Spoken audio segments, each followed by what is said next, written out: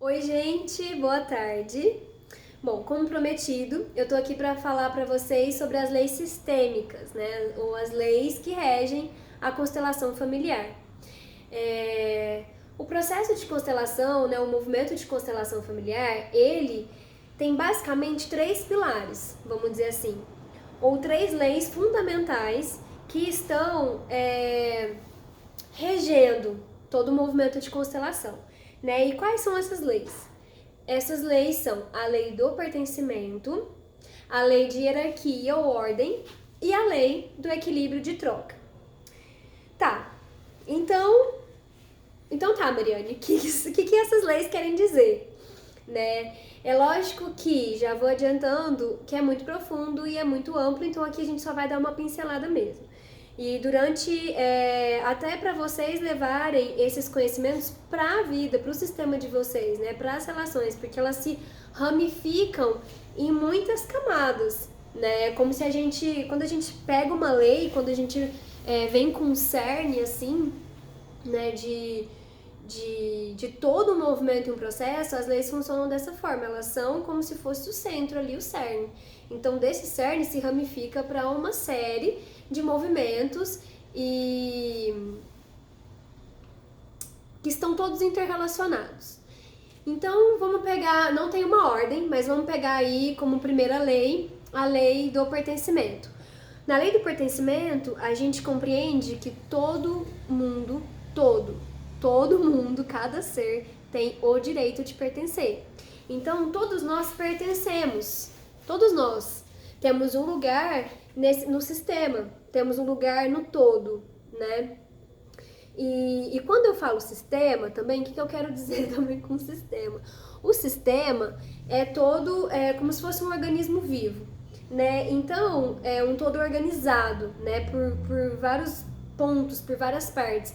Então, por exemplo, o nosso corpo humano é um sistema, né? A nossa família, ela é um sistema. A sociedade onde a gente vive, um sistema. E assim por diante. Então, a gente também encontra sistemas e subsistemas. Por exemplo, um subsistema é a nossa relação maternal, a nossa relação fraternal, então a nossa relação com a gente mesmo. Então a gente vai encontrando dentro desse olhar, né, toda essa organização, que a gente chama de sistema. Então, todos nós pertencemos. Todos nós pertencemos. E diante disso, o que acontece com uma disfunção? Algo que vai contra essa lei, por exemplo, quando a gente começa a excluir. E a gente faz muito isso, a nossa mente faz muito isso, exclui. Então a gente está tirando o direito de algo ou alguém de pertencer, né? Então isso é muito amplo, porque a gente faz isso com pessoas. Enquanto uma sociedade, a gente dita quem pode pertencer e quem não pode pertencer, né? Então a gente exclui aqueles ou aquilo que pra gente não é legal, que não é bem visto, que não tá de acordo com as nossas expectativas, que não tá de acordo com os nossos padrões, com as nossas crenças. Então a gente fala, não, isso aqui não. Isso, gente, não cabe, por exemplo, a conteúdos, né, em si, porque, por exemplo, diante da nossa busca, assim, né, da nossa caminhada, tem coisas que a gente não quer pra nossa vida, né, tem coisas que a gente vê que não faz sentido, que não leva a nada e que não é legal. Isso não é que a gente... também não é nenhuma questão, assim, de excluir, de negar, mas é questão de escolhas, né? Mas o que eu quero dizer com isso é a questão da gente fazer com as pessoas mesmo, com os seres. Então a gente não exclui só determinado conceito, a gente exclui aquela pessoa também. E se a gente leva isso pra família, tem determinadas pessoas da nossa família que a gente fala, não é legal isso que eu tô fazendo. Então, a gente exclui, finge que não existe. Finge que não existe. E a gente faz isso também com a gente, né? De partes nossas, até porque os outros também são partes nossas, né? E eles evidenciam essa parte. Então a gente também não percebe que quando a gente tá excluindo um ser que nos incomoda, porque incomoda, então a gente vai excluir ele. A gente tá excluindo essa parte dentro da gente também. E tem como uma coisa que existe, deixar de existir? só porque a gente quer. Não tem jeito, existe, é uma realidade. Então, aquilo ali a gente precisa sim dar um lugar. Dar um lugar, reconhecer que tem um lugar. Que tem um lugar na nossa família, que tem um lugar dentro da gente. Por mais que a gente se sinta incomodado. Ok, eu me sinto incomodado. Mas ele pertence? Mas isso pertence, entendeu? Pertence ao meu sistema. Tanto enquanto família, quanto um organismo vivo, enfim. Então é a primeira lei. E isso é tão forte, gente, mesmo, porque desde a psicologia, né, Freud já falava, entre outros diversos autores, o que a gente resiste, persiste. Aquilo que a gente nega, encontra uma forma de dar uma vazão. Porque não tem jeito, gente. Aquilo que tá ali é realidade, aquilo que tá ali, né? Então não tem como. Precisa de encontrar uma vazão. Então, quando a gente está lutando contra aquela realidade que existe, quando a gente está lutando contra alguma coisa e não tá criando coragem para olhar, para dizer, tá, eu vejo você. Você tem um lugar na existência, você tem um lugar na vida, você tem um lugar no meu sistema, na minha família, você tem um lugar em mim. E aí a gente dá esse lugar que é de direito. Aí, ó, parece mágica. Porque a gente vê o negócio harmonizar. Tudo que às vezes estava bloqueando, que estava ali, ai meu Deus, mas por que isso continua repetindo na minha vida? Por que isso não vai pra frente? Por que vira mágica, gente? Por quê? Porque harmonizou. A gente reconheceu que existe, que tem um lugar, parou de negar, parou de resistir, parou de fingir que não existe, que não tá ali, né? Então essa é uma lei. E essa lei você não vai... Quando a gente fala de constelação, a constelação vai lidar com esses campos morfogenéticos que existem dentro, existe fora, tudo é um campo. Então, quando eu tô falando disso, vocês vão reconhecer que isso são leis para a vida, né? Não é só que a gente tá trabalhando na constelação, porque a constelação, ela é uma ferramenta que evidencia essa vida. Então, é na sua vida inteira, né? Então tá, então esse é o primeiro ponto, já deu pra ver, né, como se assim, se a gente vai destrinchar uma lei, a gente vai ficar aqui a tarde inteira falando. Então eu vou pra segunda lei, que é a lei da hierarquia e da ordem. E essas leis, elas conversam entre si, elas estão interconectadas. Então, essa lei de hierarquia ou da ordem, tudo no universo segue uma ordem. Existe uma ordem em tudo o que está acontecendo. Existe, mesmo num aparente caos. Ah, Mariane, mas tá um caos a minha vida, tá um caos o mundo, tá um caos porque a gente tá olhando como um caos. Porque a gente enxerga como um caos. Mas, na verdade, tudo segue uma ordem perfeita. Uma ordem perfeita. Se é boa, se é ruim, se tá legal, se não tá, não importa, é uma ordem. Existe uma ordem de eventos que eles vão acontecendo e eles vão se interrelacionando, é uma ordem perfeita. E se a gente for levar também para essa... É como é semelhante no yoga, por exemplo, quando a gente fala de karma, né? Ou em outras linhagens, da questão da ação e reação, né? Da causa e da consequência, no sentido de que tem sim, né, eventos que eles vão gerando outros eventos e uma consequência, enfim, então tem uma ordem. E como que a gente encontra isso dentro de um sistema? Como que isso funciona também? A ordem que a gente trata muito em constelação é a ordem da hierarquia. Então, o rio tá correndo assim, né? Uns vêm antes e uns vêm depois. A vida, ela vai um ciclo contínuo. Um ciclo contínuo de morte e renascimento, e isso não é só... né, diante de sistemas e de ancestrais, mas dentro da gente também, porque a gente tá seguindo, a gente segue, né, isso faz parte da natureza, a gente está constantemente morrendo e renascendo. E essas duas polaridades, elas andam juntas, elas não estão separadas. Mas isso também deixa para um outro momento, se vocês tiverem interesse, de adentrar ainda mais alguns temas que dentro dessas leis eu vou dizendo. Então, os nossos ancestrais, eles vieram antes da gente. A gente honrar as vidas que vieram antes para que a gente esteja aqui hoje é muito importante. A gente reconhecer que os passos daqueles que vieram e trilharam e vieram trazendo a vida desse rio que corre até chegar aqui, ó, lá da fonte, é muito importante, né? Porque ela veio de lá, ela tá vindo. É através deles, dessa sincronicidade e dessa abertura e permissão de uma perpetuação de vida dentro do nosso sistema que a gente consegue estar aqui. Então a gente é honrar esses portais de vida que nos trouxeram para cá, para essa existência. E é muito importante essa honra, né? A gente agradecer pela vida que a gente recebe, ancestrais, divino, agradecer por essa vida. E é tão forte e amplo o reconhecimento porque a gente consegue enxergar e honrar mesmo, entendendo que a cada movimento, até os padrões, porque tudo nos é passado, né? Nessa transgeracionalidade, tudo o que vem dos nossos ancestrais é passado pra gente. Tudo, memórias, dores, sofrimento, tudo isso está no nosso gene, está no nosso útero, para as mulheres, né, no nosso ventre. Então isso é passado, de geração após geração. Só que o bonito disso também é que a cada geração não é passado da mesma forma, né? A cada ancestral e ser que vive, ele ressignifica aquilo. Então, muitos padrões, quando eles não são mudados, né? Tem alguns padrões que são perpetuados, eles já são passados de uma forma diferente. Eles já vêm amenizados pra gente, porque aquele ancestral, ele viveu aquilo e ressignificou. Ele transmutou muita coisa. Então a gente já recebe muitas cargas, vamos dizer assim, se a gente for enxergar de carga de bagagem, né, que vem vindo, a gente já recebe muito mais amenizado do que estava lá atrás.